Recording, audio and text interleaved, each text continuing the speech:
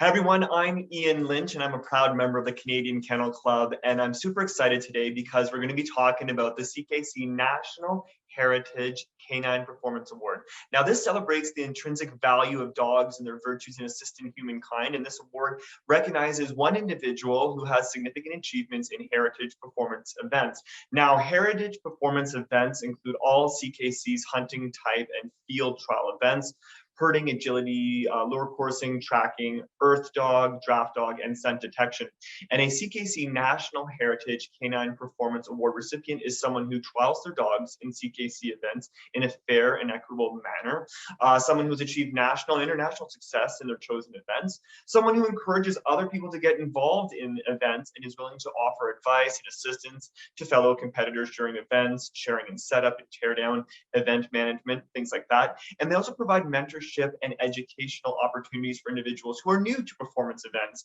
And it's super special for me today because I get to interview Tanya Wheeler, and Tanya Wheeler is a 2022 winner of the CKC National Canine Performance Award. Hi, Tanya.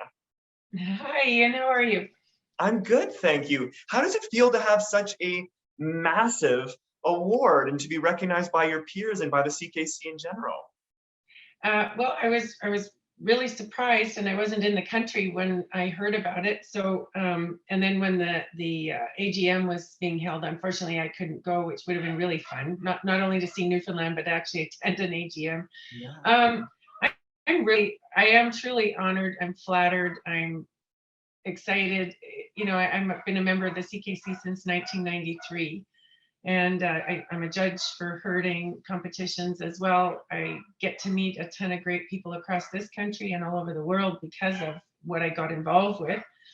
And I just want to say thank you to whoever nominated me, which is still elusive, and those that voted for that. So you know what? really It could be a bunch of people. You never know, right? You never know who your biggest fans are. And that's what's so special about the dog world and about the CKC Chair Awards, that you never know who's going to get nominated and who, is just cheering for you behind your back. That's what's so special about them.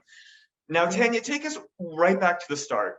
How did you get involved in dogs? When did you get your first dog? How did it all start for you? Well, I've always loved animals ever since I was a little kid. I grew up with horses and did a lot of competitive work with horses. I don't know that I like competition, and I'll say that right from the start. I have a severe case of performance anxiety, even after 30 years of doing this kind of thing, or more than that, if you go back to when I was showing horses. But it's always been a challenge for me to compete.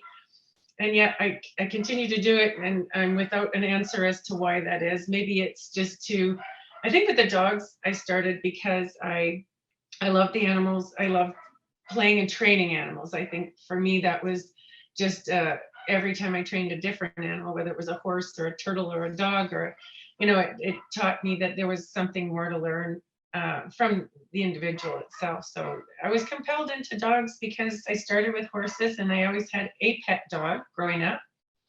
And I got my first purebred.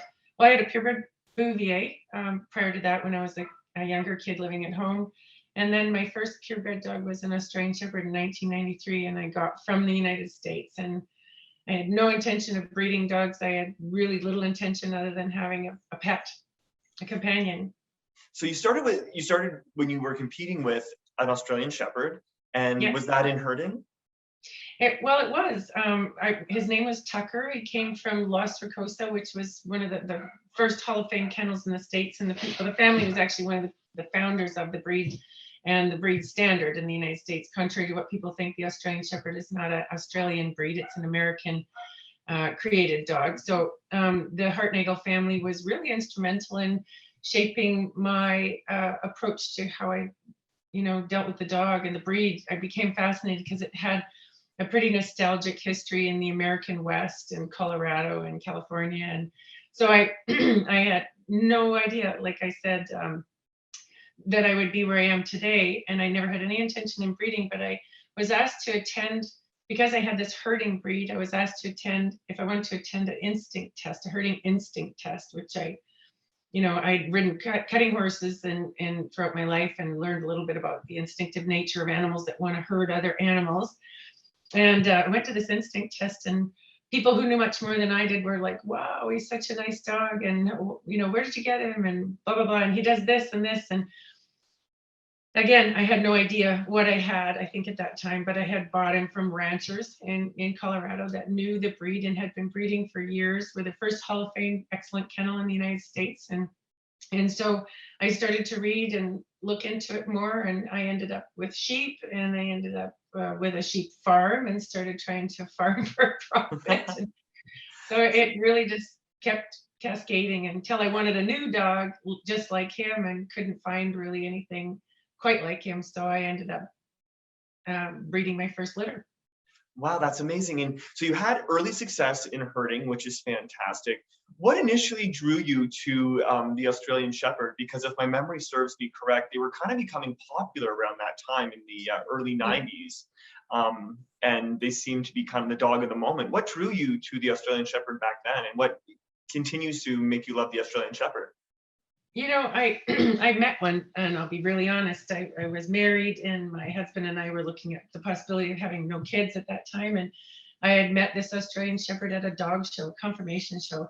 And his name, I think, was Tony. And he had one half blue eye and half brown eye on the top. He was a really uniquely marked animals. And that's what I think draws a lot of people to Aussies, is they're like, this box of chocolates. There's all kinds of colors and all kinds of arrays of Australian Shepherds. So he was not a working herding dog. But then I was in university, and I ended up doing my master's degree in biology and working with all kinds of wildlife. I raised 7 moose calves and was fascinated with behavior. So I did my undergraduate studies in animal behavior. So as this sort of progressed, I thought, I'd like to take a dog like this that seems to be an intelligent breed, that I read about them. And I liked the whole notion of instinct and herding. And I wanted to know more about what was really instinct. If I wanted to do this stuff called herding. My younger years going through university, I took a year off to go to Australia and New Zealand. And that was all anyone watched on TV was herding, sheepdog herding, which I thought was just ridiculous at the time. Sounds like heaven.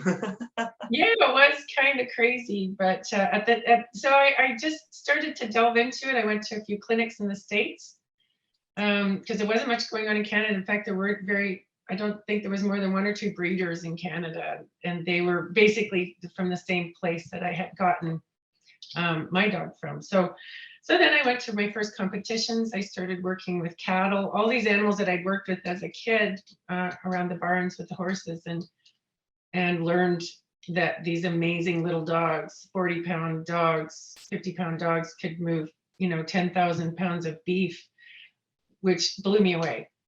And I was so impressed with them. And this fascination has grown, and you've mentored other people at this point. You've taught other people how to herd. How did it go from a young woman who was just kind of fascinated with the instinct of this beautiful dog you had, and then you had a few beautiful dogs which you bred on your own, to all of a sudden becoming a herding figure in the country and a national chair winner? Yeah, well, that again was not planned, and as most things aren't. I think if I add up the dollar value and what I've submitted to entry fees and competitions, I'd probably have my mortgage completely paid off. But I had a great family. My daughter, who was a single parent at the time, and she was a little thing helping me raise sheep and lambs, lambing season in the middle of winter here in Northwestern Ontario, and she really got involved, and they had a really nice junior program as well. So I just really. My second child as well got involved with the farm and the dogs. I started winning. I guess that's what happens to most people that get asked to teach, is if you win, people want to know how you trained your dogs, and when your dogs are winning. And that really is something I owe a lot to a lot of other people. My daughter, for one, Madison, has been extraordinary, and now is a CKC herding judge as well. And I never thought that would be her direction, but she's consumed by dogs. I keep telling her, save your money, do something else. You might, but I competed in both Canada and the United States as well. And the Australian Shepherd Club of America has a large stock dog national specialty and final. So it's an invitation only. You have to be within the top 20 or 30 now, I think, is dogs to be invited to go compete. So I just got so wound up with that. And it was fun because, we had by then a real working farm. And my ex-husband and I as well, a real working cattle operation. And the dogs became absolutely essential. I mean, having a dog with genuine instinct that can make your job like dogs used to. I mean, dogs were all developed for a purpose, right? And I think whether it's field trial dogs, dogs that help with hunting, dogs that, keep off little animals, like we have a farm, so we have rodents, and we also have Jack Russells, and that's something I've had as well since 1995, I guess. I got my first, or 94, I have my Jack Russells, and we're still into Jack Russells. Now they're Russell Terriers, but so, I just find it fascinating how these animals think, how they're wired. So breeding then became this fascination too. Like, how do you select characteristics from a sire and a dam to produce an animal that was originally intended for a particular purpose? And I think that's really, it's not easy. It's one thing to maintain the breed standard, and we've had, I don't know, we have 20, 21 to 25, somewhere in there, breed champions, conformation champions. But generally, I'll be honest, when we go in the breed ring, we often donate. We get our butts kicked because we don't have the bigger, puffier, fluffier, pretty dogs. I mean, ours are structurally correct, but we're meeting, I think, a breed standard that was directed at purpose and dogs that had a purpose. And so not only is it hard to select for those characteristics and maintain good temperament, obviously health, genetic screening, but at the same time, dogs that will go to head on a cow or go to heel on a cow, be useful in a farm, cast wide in a field, work individuals, work in pens. Like, these all sound like crazy things, but when you're actually breeding for purpose. So some of our dogs would go to ranches and some would go to competitors. So it just became a fascination.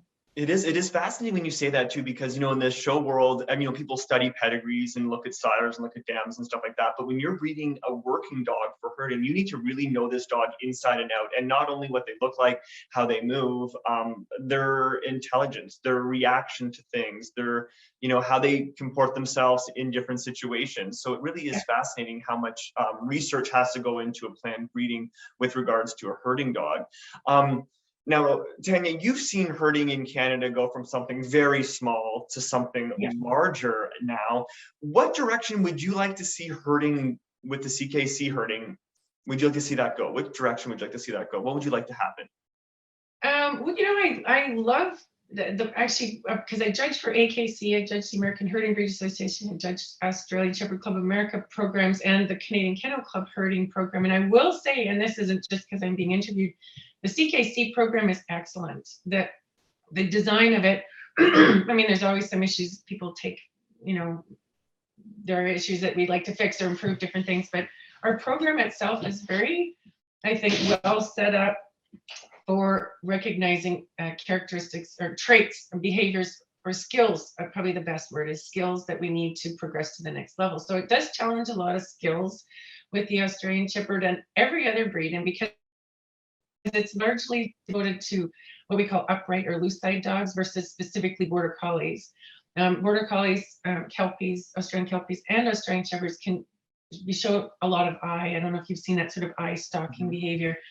It's quite a bit different, and it's a different kind of a dog to train. But in Canada, we have great recognition for all breeds. So even my Jack Russell can go out and compete in a herding competition and get a title, which is actually pretty cool, because I just did some instinct testing a couple months ago on a poodle, and this poodle was fantastic. I mean, it demonstrated every skill that I would like to see in a young pup that I would put on a ranch. And so where these instincts come up is pretty interesting. They can come up in all sorts of breeds, but I like that the CKC recognizes all breeds and their potential to participate in herding activities. I'd like to see herding, and that's in all the programs, not lose its focus on just as an activity, but the task should represent what the dog's intended purpose. So I think, Border Collies did wide casting, broad field work. Australian Shepherds and a lot of the other loose side breeds were really good in close pen work. And, rather than it just being an arena trial, I think we're trying to expand on things like farm trials and stock dog trials where the dog actually has some kind of purpose. So, I mean, I'd like to see them keep going. It's a great program. I'd like to see it a little more organized. Maybe we could have it simplified. We just ran a trial and the catalog is a nightmare to put together. It's just like, God only knows. I don't know if you've ever put on an event, but the catalogs are a nightmare. I don't know what I'd like to see. I think in general in Canada, I'd like to see all breeders and all competitors focused on, if you have a purpose-bred dog, we need to educate people about what that is. If a dog was bred for guarding, if a dog was bred for herding, that we need to educate buyers that is, important to recognize, and maybe it's not the breed to select. So I think the herding program can help highlight those things. Like, not all herding dogs are great pets. Not all toy breeds are good pets. Dogs are bred for a purpose. But today dogs are bred for, most people, the general population wants dogs that are not that smart, easy to train, house train and go for walks, that don't have aggression issues, that are healthy. But the general population, the pet market, I think the CKC, I'd love to see them do more to present purpose-bred dogs. Why would you want this type of dog? You wouldn't want this type of dog because it's protective and guardy, and if you have children coming around, you know what I mean? Like, yep. I think that's why I think the herding program is good, but how do we highlight that? I'm never really too sure how the CKC can make that better. I suppose an emphasis on on actually preservation breeders, which there aren't that many, and a lot of people call themselves preservation breeders. It's not an easy task to sell these kind of dogs. They don't go everywhere. They're not for everybody. We don't even breed a lot for that reason. And most of the people that come to us have a working ranch, or they're competitors and they want a versatile dog. And I would have to say the Aussie's not just a herding dog. It's the versatile dog. It truly can go work on a farm, and it can go do agility. I mean, we've got well over 200 advanced and elite titles in our Aussie kennel alone, thanks to the amazing people who've taken them to their tracking championships, their agility championships. And that's great. And people are breeding for, I guess, purpose, which is competition today. Like, who really needs a sheepdog for the 250 sheep they don't have? It's kind of pointless. But it is good that there's activities like herding that can really, utilize those instincts and showcase, that each dog was bred for a different purpose, be it, a draft dog or a herding dog, or even an agility dog, a field trial dog. To really, it's important, I think, to showcase what these dogs were bred to do. So when they show up in a house, a family home, and are displaying these instincts, and they're saying the things like, how come they keep hurting the kids? Well, that's all they know. It's that's what they're supposed to do, and they're doing the right thing.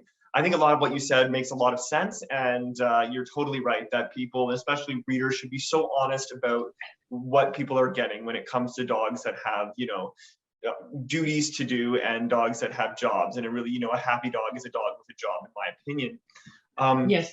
You were saying earlier, Tanya, about how inclusive herding is here in Canada, that all breeds can compete. If you were talking to someone who is a little bit on the fence about whether or not they should be, getting into herding with their dog, is there any piece of advice you could tell them, like if they're just kind of curious about it, what they should do? I think if they're just kind of curious about it, go to an instinct test, and they're offered, if you find a trainer in Canada, and there's a few good trainers. I mean, there's lots of different places. I think the upright all breed dogs, like those that are not the strong-eyed dogs, like I was mentioning, border collies, Australian shepherds, and Australian Kelpies, which tend to have, you can find more strongly bred for the purpose of herding. But if you have anything else, because we have some beautiful dogs that were here at a trial. The Cardigan Corgis were here for a trial. We have Welsh Corgis. We have had Rottweilers. I mean, I have friends that breed and raise these kind of things specifically for herding, and they're phenomenal dogs. They're really talented, and each breed was bred for a different function, a purpose in herding. Maybe it wasn't the same, see them go way out in a big field and cast out and get everything. But I think go to an instinct test and then try to find an all breed type trainer. If you really like it, you find a trainer that's not just focused on, well, if it isn't a border collie, then don't do it, because they are the premier sheepdog. They really are extraordinary. I think the Australian Shepherd is the premier cow dog, and that's what we use on the ranch here. But I think it's hard to find an all breed person because they don't really understand why are these dogs working so close. But we did select them to work in close spaces. So find a good place. And then if you're really serious, find a really good breeder that does focus on purpose, like that bred the dog with that in mind. And it's not everything. Of course, we breed first for health and a good mind. And then we do all those other things we're supposed to do. And I like to stay with the breed standard, which is why we're one of those kennels that has both conformation champions and working trial champions. But yeah, it's find a good breeder and get involved. I mean, just get involved and read about your breed, know what you've got, understand your breed, look at what the history of what its purpose was. Like Pyrenean Shepherds, I was in the Pyrenees Mountains and, I thought this dog is a really pushy dog. It's really tough. Why does it do this? And then when I actually saw them at work, I thought, it's perfect here. So know what you've got and find the right kind of person to help you out. That's wonderful. And I can't thank you enough for talking with us today, Tanya Wheeler, the winner of the CKC National Heritage Canine Performance Award for 2022. Thank you so much for talking with us. We wish you all the best in your continued success. Thank you, Ian, for the opportunity just to yak. And I really do thank the CKC for making such an award. I think it's really important moving forward. And thanks to everybody that got me where I'm at. It's pretty awesome.